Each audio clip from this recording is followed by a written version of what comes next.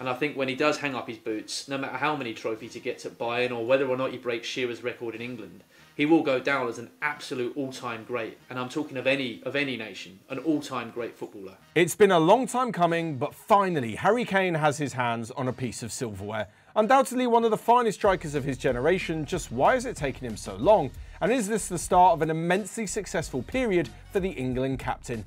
I'm Matt Frohlich for FourFourTwo, and this is the story of Harry Kane's first trophy. So if you're aware of Kane's ability, but maybe unaware of his career, the two don't necessarily match up, you may be asking yourself at this point, why on earth has it taken so long? Well, there's plenty of theories to look into, but the long and short of it is that he was playing in the Tottenham team where for one reason or another, the big games, the big moments just happened to pass him and the club by.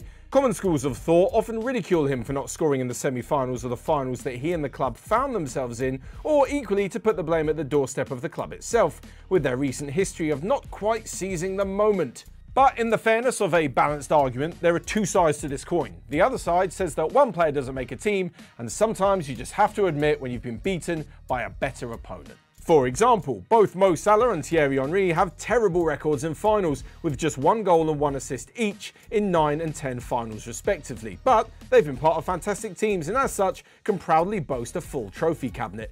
As for admitting the opposition are better, Spurs with Kane met the likes of Man City, Chelsea and Liverpool in their quest for glory over the last decade.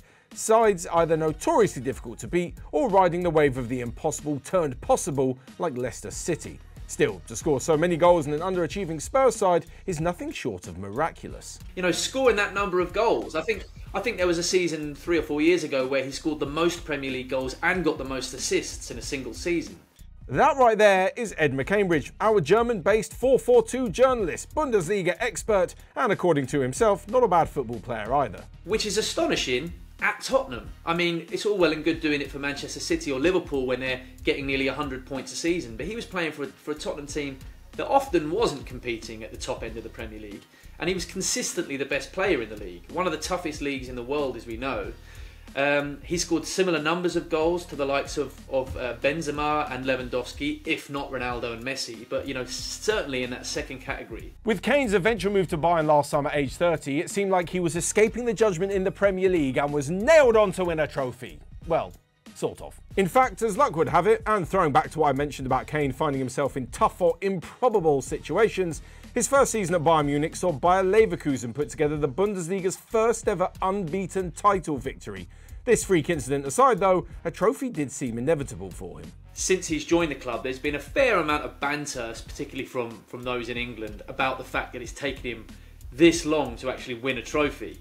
I mean, this was supposed to be the banker. He was supposed to move straight to Bayern and finally break his silverware duck and get his hands on some trophies, and he didn't in his first season. So there's been a bit of banter around that. Obviously that will go away now. But inside of Germany, from the get-go, it's been overwhelmingly positive. I mean, since the day he signed, fans and experts and pundits have been so excited that this world-class player in his prime has swapped the Premier League for a Bundesliga side. Now, as England captain, playing in Germany, the old arch rivals of English football, you'd think that Kane was in for a little bit of a frosty reception. But as Ed alluded to, they actually quite like him at Bayern Munich. And certainly this lack of winning mentality that he was accused of by some corners of the English media was way off the mark. Yeah, definitely. I mean, on the pitch, he's massively popular with his coaches, with his teammates. I mean, Thomas Tuchel, the coach who managed to lure him over from Tottenham, and also Vincent Kompany, his current coach, have talked about what a professional he is, the way he handles himself at training, the way he prepares for games. And the other leaders in the dressing room, the likes of Manuel Neuer, the club captain, Thomas Müller, who's leaving the club at the end of the season, and 𝗕𝗫𝗓 Kimmich, you know, the real leaders in that dressing room, have spoken about the character that he brings to the club. You know, we're talking about the sort of thing that Roy Keane likes to bang on about, you know, being in the trenches, being the man to rely upon when the chips are down, and he's produced in these big moments. And Manuel Neuer has spoken about this very English sense of humour that Kane has brought to the club. And he's got involved with all the classic cultural things that go on at Bayern, the wearing of the 𝗕𝗓𝗍𝗀𝗍 at the 𝗕𝗫𝗴𝗍 Day. I know his children are very happy at school in Bavaria and they're learning German. And if you don't forget that Bayern actually also brought over Eric Dyer who's a very good player. Let's not mug 𝗬𝗏𝗍𝗏, but he may not have got a move to Bayern if it wasn't for Harry Kane. So they've done basically everything they possibly can to accommodate him, the club and his teammates. And he is a hugely popular figure at Bayern, as well as a brilliant player. Now, getting on with your teammates is definitely an important factor in success, and it's something that Harry Kane needed to do if he was to surmount the insurmountable task, replacing Robert Lewandowski. The now Barcelona man scored an incredible 344 goals in 375 games for Bayern, winning absolutely everything there was to win multiple times. In fact, he left the club having won the league in all 8 of his seasons there, including the treble in 2020. So the main aim for Kane was to bring a similar quantity of goals, but as has been clear throughout his career, there's more to him than meets the eye. His main objective was to replace the goals scored by Robert Lewandowski, which was never going to be easy, but he's done that to a large degree. And on top of that, he's added a certain level of creativity. I mean, he's hit double figures for assists in all competitions across both campaigns.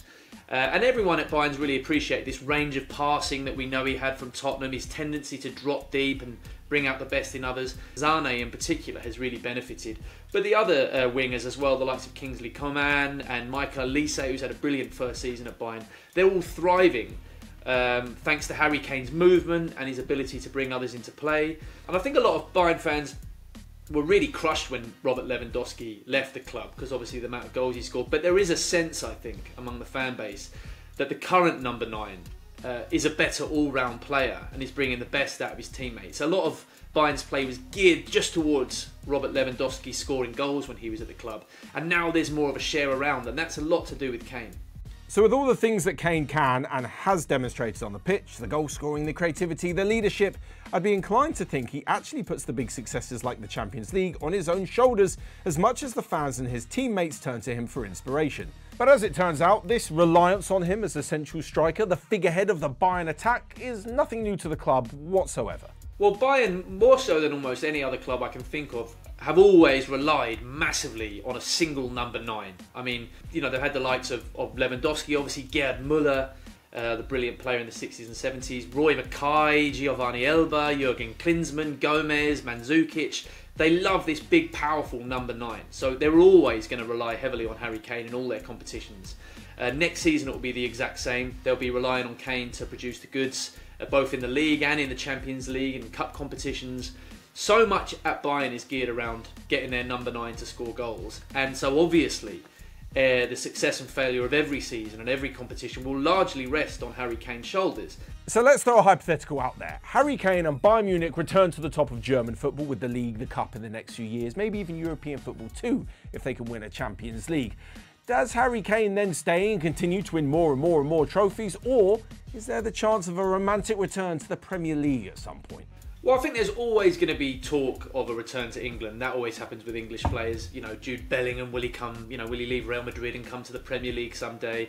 Even more so in Harry Kane's case, because there is a sense that he's got this unfinished business in English football. He was pretty close to breaking Shearer's all-time Premier League goal-scoring record. It would still be within his grasp if he came back to England soonish.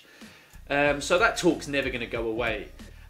In terms of leaving Bayern, I mean, the question I would ask is, why would you bother? Why would he leave? I mean, maybe he'll come back to the Premier League someday, but I mean, in the short term, over the next 2 or 3 seasons, what would be the point? I think, he's a fit guy. He can probably carry on playing for another 4 or 5 years at the top level. And where better to play than Bayern Munich, where, like I say, success is almost guaranteed.